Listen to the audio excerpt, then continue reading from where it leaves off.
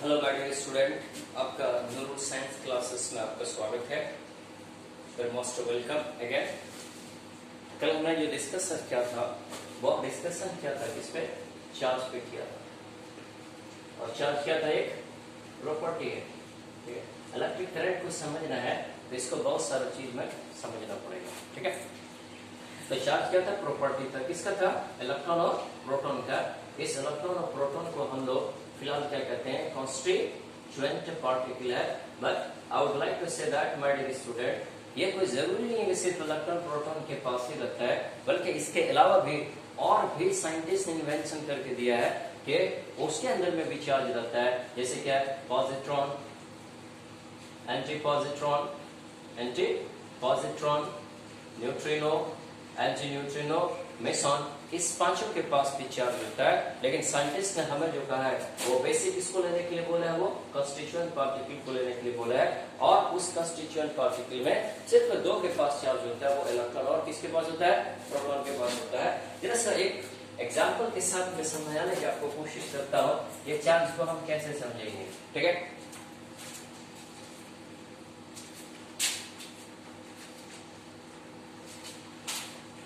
जैसे यू एक तरह से समझो तो कोई बॉयज है, he has ability to take the 5 bread, 5 रोटी खाने की इसको दम है, ठीक है। ये सब देख रहा है, नॉर्मली देख रहा है। अचानक क्या हुआ? ये 15 ब्रेड खाने लगा तो तुम्हारा ब्रेड में माइंड में क्या जाएगा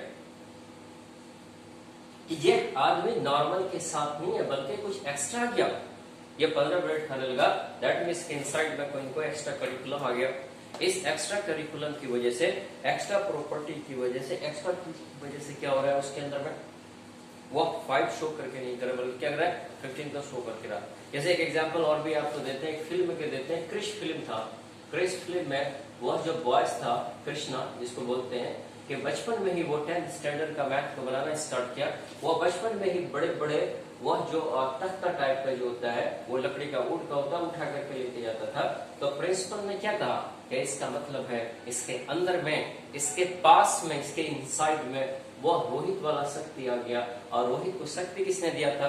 रोहित को शक्ति दिया था वो एलियन ने आकर के दिया था। दैट मीन्स इस बच्चे के पास इसके अलावा एक बच्चे की शक्ति है, साथ साथ में कोई और एक्स्ट्रा करिकुलम है जिसकी वजह से इस तरह से शो करता है। But student, I would like to say that ये चीज आपको समझना पड़ेगा कि वह जो इलेक्ट्रॉन है, इलेक्ट्रॉन के पास वह मास तो है ही, मास है 9.1 × 10⁻³ तो है। इसके साथ भी इसके अंदर में एक चीज है, उस चीज का नाम क्या था? उसको हम लोग क्या बोलते थे? चार्ज करते थे। वो कहाँ रहता है? वो अंदर में रहता है। और एग्जांपल में दो, क्या किसी इंसान ने रूप देखा है? रूप आत्मा को देखा है? नहीं देखा है। लेकिन यह तो आदमी समझता है यह एक चीज है जो इंसान के अंदर में है। तो आदमी का पूरा बॉडी वर्क कर रहा है, यह चीज निकल जाएगा तो आदमी वर्क करना बंद कर देगा। वो एक शक्ति जो जिसको जो समझना है, आज तक इस पे 200 एग्जाम्पल्स आ गए, 200 डेफिनेशन आ गया, लेकिन सब किसी का भी सही नहीं है। लेकिन फिलहाल हम लोग समझेंगे कि वह रूप, आत्मा, वह कोई चीज है, कोई ऐसा शक्ति है जो इनसाइड ऑफ बॉडी है, इंसान के अंदर में, जानवर के अंदर में, जिसकी वजह से उसका बॉडी का पूरा वर्क होता है। ठीक वही चीज यहाँ भी समझना पड़ेगा कि यह जो इलेक्ट्रॉन है इसके पास मास तो है ही, मास के अलावा भी कोई न कोई और भी प्रॉपर्टी दिया हुआ है। उस प्रॉपर्टी का नाम क्या है? चार्ज है। इसी चार्ज की वजह से इलेक्ट्रिक फील्ड का जनरेशन होता है। इसी चार्ज की वजह से मैग्नेटिक फील्ड का भी जनरेशन होता है। इसी चार्ज की वजह से इलेक्ट्रोमैग्नेटिक वेव का भी जनरेशन होता है। यानी all electrical departments will be started by electron. Okay. और फिर कल हमने ये कहा था कि इलेक्ट्रॉन की बात करते हैं, प्रोटॉन की बात नहीं करते हैं, because there is no provision to lose and gain to the proton by an atom, क्योंकि ये इलेक्ट्रॉन एटम के अंदर रहता है। इसका मतलब चार्ज के एटम के अंदर में क्या होगा? सिचुएटेड होता होगा। Okay okay. कल वो चार्ज के प्रॉपर्टीज में एक प्रॉपर्टी लिखाना भूल गए थे। चार्ज की प्रॉपर्टी 4 से 5 प्रॉपर्टी लिखा था। छठे प्रॉपर्टी में एक और प्रॉपर्टी है कि like charge repel to each other and unlike charge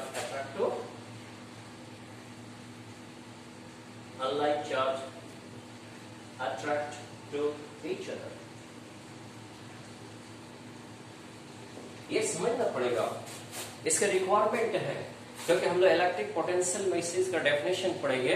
it is the property, electric potential का डेफिनेशन में चार्ज को हम लोग दौड़ाएंगे. चार्ज जब दौड़ेगा तो चार्ज को दौड़ने के लिए, किसी भी चीज को दौड़ने के लिए, रन करने के लिए एक एक्सटर्नल फोर्स की रिक्वायरमेंट होगा. जब तक कोई बॉडी तब तक वर्क नहीं कर सकता जब तक कोई इस पे एक्सटर्नल फोर्स नहीं लगे. तो एक्सटर्नल फोर्स का डेवलपमेंट कहां से होगा? इलेक्ट्रॉन लाइन कहां से?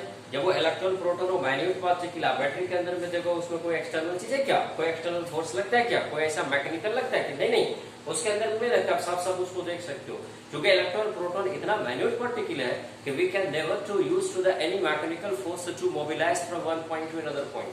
ठीक है, उसके फोर्स का जनरेशन जो होगा वो बाय सेल्फ करेगा. कैसे करेगा? थोड़ा सा हम लोग बैक में जाते हैं. कहता है कि like charge repel to each other and unlike charge attracted to each other. How, इस पे हम लोग डिस्कशन करेंगे. ठीक है,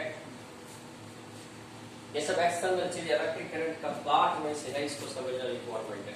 कि हम ये देखेंगे कि हाउ टू चार्ज रिपेल और attract to each other. Okay, according to the Michael Faraday, एक साइंटिस्ट है, क्या है, क्या नाम उसका? Michael Faraday. बड़ा वर्सेटाइल साइंटिस्ट था Michael Faraday. According to the Michael Faraday, he says that, क्या कहा? सुना, माइकल फ्राइडे ने कहा कि यह जो पॉजिटिव चार्ज प्रोटॉन है, प्रोटॉन अपने चारों ओर इलेक्ट्रिक लाइंस ऑफ फोर्स का जनरेशन करता है. ठीक है, according to the Michael Friday,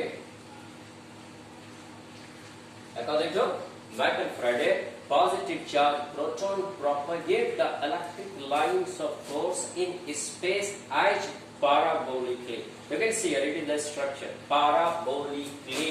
यह लाइन क्या कहलाता है? इलेक्ट्रिक लाइंस ऑफ फोर्स कहता है. ठीक है, ये इलेक्ट्रिक लाइंस फोर्स होता है. बट इसको सर ने एक और वर्ड बोला, इट इज अ हाइपोथेटिकल.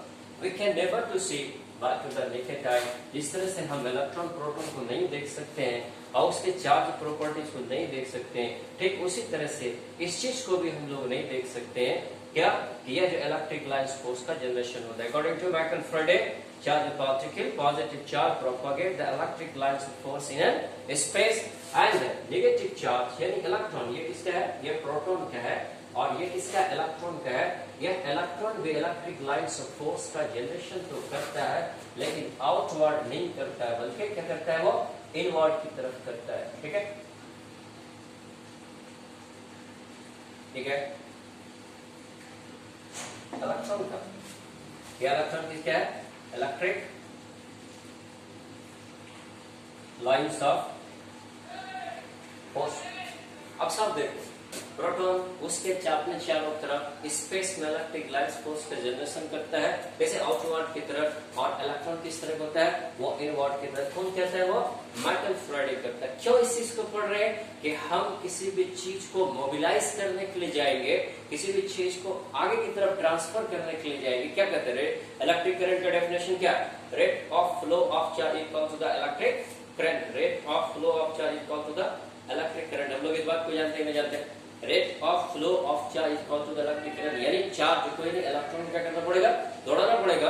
और दौड़ाने के लिए मुझे क्या चाहिए? वो एक एक्सटर्नल फोर्स का रिक्वायरमेंट होगा. उस एक्सटर्नल फोर्स का डेवलपमेंट कैसे होगा, कहां से आएगा वो एक्सटर्नल फोर्स, उसके बारे में हम लोग डिस्कशन करने के लिए जा रहे हैं. थोड़ा सा ये हायर है, लेकिन ये आपको बहुत हेल्पफुल करेगा. क्या कहा?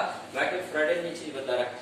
और ये केमिस्ट्री में भी रिक्वायरमेंट पड़ेगा. जो आप पीरियोडिक क्लासिफिकेशन पढ़ने के लिए जाओगे, वहां पर भी इस इलेक्ट्रिक लाइंस ऑफ फोर्स का बड़ा जबरदस्त रिक्वायरमेंट होता है. ठीक है, क्या कहा? प्रोटॉन हमारे पास इस तरह से इलेक्ट्रिक लाइंस फोर्स का डेवलपमेंट करेगा, इलेक्ट्रॉन इस तरह से इलेक्ट्रिक लाइंस फोर्स का हमारा क्या करेगा? डेवलपमेंट करेगा. ओके, अब सपोज दैट यह एक प्रोटॉन है और एक प्रोटॉन यहाँ पे रखा है. आप ये जानते हैं कि प्रोटॉन क्या करता है, इलेक्ट्रिक लाइन फोर्स का प्रोडक्शन करता है आउटवर्ड की तरफ, या इलेक्ट्रिक लाइन फोर्स प्रोडक्शन करता है आउटवर्ड की तरफ, ठीक है। यह तो कोई एक्सेप्ट ही नहीं कर रहा है, तो फिर ये क्या होगा, अपने पाथ में चला जाएगा, ये भी क्या होगा, अपने पाथ में चला जाएगा, ये भी क्या होगा, अपने पाथ में चला जाएगा। दैट मीन्स इसके बीच में कौन सा फोर्स का डेवलपमेंट होगा, रिपल्सन फोर्स का डेवलपमेंट जो होगा। ठीक उसी तरह से अगर आप एक प्रोटॉन लेते हैं और एक इलेक्ट्रॉन को, दोनों को सम डिस्टेंस पर रखते हैं, अभी हमने इस चीज को देखा, तो प्रोटॉन क्या करेगा, इलेक्ट्रिक लाइन फोर्स को बाहर निकालेगा, इलेक्ट्रॉन को क्या कर लेगा, वो गेन कर लेगा, यानी क्या हो जाएगा, अट्रैक्शन गेन करेगा, और वो क्या हो जाएगा, वो अट्रैक्शन में से चला जाएगा। दैट मीन्स इसके बीच में क्या होगा, अट्रैक्शन फोर्स होता है। हम भी रियल लाइफ में एक चीज को देखते हैं कि अट्रैक्शन कब होता है, एक अट्रैक्शन तब होता है जब कोई आदमी कोई चीज को प्रोवाइड कर रहा है और दूसरा आदमी उस चीज को एक्सेप्ट कर रहा है, तो उसमें अट्रैक्शन होता है। आपको आदमी कुआं में गिर गए तो आप क्या करते हो, यहाँ से रस्सी इधर से फेंकते हो, रोप को फेंकते हो, आप क्या मतलब है, पकड़ लो। जब वो पकड़ता है तब उसको खींच करके ऊपर लेकर के आते हो। अगर वो नहीं पकड़ेगा तो, अगर वो नहीं पकड़ेगा तो फिर वो आदमी ऊपर नहीं आ सकता है। दैट मीन्स अट्रैक्शन के लिए मोस्ट इंपॉर्टेंट है, कोई किसी चीज को प्रोवाइड कर रहा है, वो उस चीज को गेन कर रहा है तो अट्रैक्शन हो जाएगा।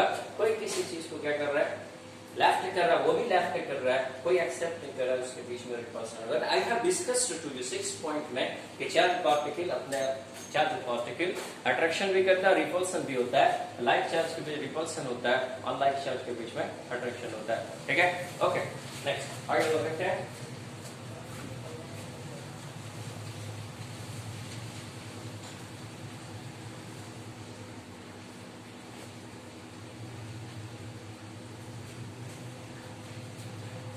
ठीक है, अब ये ऐसे समझने के लिए, ठीक है, आज फॉर एग्जांपल हम लोग लेते हैं, हम लोग इस बात को जानते हैं कि अगर कोई सोडियम लोग लेते हैं तो सोडियम क्या करता है, सोडियम का एटॉमिक नंबर 11 होता है। हम लोग जानते हैं कि सोडियम एक इलेक्ट्रॉन को लूज करके क्या बनाता है, सोडियम प्लस करता है, ठीक है। Sodium has tendency to lose an electron, मैंने इलेक्ट्रॉन को लूज कर दिया। मान लिया हमने एक मोल लिया, कितना लिया, 6.022 into 10 to the power 23 atoms of, मान लिया सोडियम हो गया। 1 मोल्स ऑफ कितना ले लिया, सोडियम लिया, इतना मान लिया एटम है, और एक एटम, एक सोडियम के एटम एक इलेक्ट्रॉन को वेट करता है, ठीक है। अभी सपोज दैट यह कोई पॉट हम लोग इस तरह से मान लेते हैं, इनक्लोज करके रखा है, ये पॉट है, पॉट है तो ऑब्वियसली इसके अंदर में भी इलेक्ट्रॉन, प्रोटॉन और न्यूट्रॉन होगा, लेकिन ये न्यूट्रल कंडीशन में है, ये अपने आप में अंदर में क्या स्टेबल कंडीशन में है। मान लिया ये जो इलेक्ट्रॉन को लूज किया, उस इलेक्ट्रॉन को मान लिया यहाँ पर रख दिया, ठीक है, और इलेक्ट्रॉन और रख दिया। इलेक्ट्रॉन का कंसंट्रेशन मान लिया जाए हमने क्या किया, बढ़ा दिया, क्या होगा, अभी जस्ट कहा इलेक्ट्रॉन अपने चारों क्या करती है, वो इलेक्ट्रिक लाइंस ऑफ फोर्स का जनरेशन करती है। किसकी जनरेशन करती है, वो इलेक्ट्रिक लाइंस ऑफ फोर्स का जनरेशन करती है, वो इलेक्ट्रिक लाइंस ऑफ फोर्स का जनरेशन करती है, अपने चारों इलेक्ट्रिक लाइंस ऑफ फोर्स का वो जनरेशन करते हैं, ठीक है। जब वो अपने चारों electric lines of force generation करते हैं और सबके दोनों सबके बीच में रिपल्सन होगा कि नहीं होगा, एम आई राइट, इसके बीच में रिपल्सन होगा कि नहीं होगा, और जब ये रिपल्सन करेगा तो नंबर ऑफ इलेक्ट्रॉन को इंक्रीज करते जाइएगा, और अंदर का जो अट्रैक्शन रिपल्सन फोर्स का भी डेवलपमेंट का या फिर अमाउंट क्या होगा, मैग्नीट्यूड क्या होगा, बढ़ते जाएगा नहीं जाएगा। और आप इस बात को जानते हैं कि जब कभी भी रिपल्सन फोर्स का डेवलपमेंट होता है, रिपल्सन फोर्स का टेंडेंसी आउटवर्ड की तरफ होता है, ना कि इनवर्ड की तरफ होती है। एक रूम में अगर कोई आदमी बैठा है और वहां पर एक सांप निकल जाए तो आदमी पाइप नहीं रहता है, बल्कि वो आउटसाइड की तरफ रहता है, ठीक है। यहाँ पर रिपल्सन फोर्स का डेवलपमेंट हो गया, इसलिए यह सब के सब किधर जाना चाहेगा, वो बाहर की तरफ जाना चाहेगा, ठीक है। या फिर यूं समझो कि यह सब यहाँ पे इलेक्ट्रॉन रखा हुआ है, ठीक है, यह अपने चारों क्या डेवलप करके रखा है, इलेक्ट्रिक लाइंस ऑफ फोर्स, ठीक है, इलेक्ट्रिक लाइंस ऑफ फोर्स। और सपोज दैट यहाँ पे एक इलेक्ट्रॉन को हमने रखा, ठीक है, अभी यहाँ पे पकड़ करके रखा है, इसको कैच करके रखा हुआ है, होल्ड करके रखा हुआ है, ओके। तो इस बात को समझ रहे हो कि यह जो इलेक्ट्रिक लाइंस फोर्स का डेवलपमेंट हुआ, यह इस इलेक्ट्रॉन को क्या करेगा, थ्रो करोगे अपने करके, क्योंकि इसके बीच में क्या होगा, रिपल्सन होगा, ठीक है। और अगर यहाँ पर हमने होल्ड करके रखा है, इसको लेफ्ट कर देंगे तो यह रिपल्सन फोर्स इसको दौड़ाएगा कि नहीं दौड़ाएगा। जितना बड़ा इनसाइड के अंदर रिपल्सन फोर्स होगा उतना ही बड़ा फोर्स लगेगा नहीं लगेगा। अंदर के फोर्स का मैग्नीट्यूड जितना बड़ा होगा उतना ही ज्यादा बड़ा फोर्स इसमें लगेगा नहीं लगेगा, एम आई राइट? ठीक है, ऑब्वियसली लगेगा। और ये अंदर का फोर्स को हमको बहुत ज्यादा बढ़ाना है, इसके लिए क्या करना पड़ेगा, और भी नंबर ऑफ इलेक्ट्रॉन्स को हमको पैक करके रखना पड़ेगा, एकदम पैक आउट करके रखें, फुली चार्ज करके रखें, एकदम पैक, जरा सा भी उसमें गैप नहीं देंगे। गैप नहीं होने की वजह से उसका रिपल्सन फोर्स क्या होगा, और भी क्या होगा, बढ़ेगा। और ये रिपल्सन फोर्स को दौड़ाएगा, जब इलेक्ट्रॉन ये दौड़ेगा, इसी को हम लोग क्या बोलने के लिए जाएंगे, हम लोग इलेक्ट्रिक करंट को बोलने के लिए जाएंगे। That means I would like to say that my dear student, one thing in this mathematics, in this region, कि यह जो फोर्स का जो डेवलपमेंट है वह किसने डेवलप किया, वह सिर्फ और सिर्फ इलेक्ट्रॉन ने अपने आप में किया। दौड़ना जिसको है, जो इलेक्ट्रिक करंट का जनरेशन करेगा, वही फोर्स का भी डेवलपमेंट किया और करता ही है। वह इलेक्ट्रॉन ही फोर्स का डेवलपमेंट करता है। कैसे, मैंने प्रीवियस में back to back I try to give the concept, एकदम स्टेप बाय स्टेप आपको बताने का प्रयास कर रहा हूं कि वह फोर्स का डेवलपमेंट भी वही इलेक्ट्रॉन करेगा जिस इलेक्ट्रॉन को हमारे पास क्या होना चाहिए, दौड़ना चाहिए। ओके, फोर्स का डेवलपमेंट हो गया विदाउट, ओके।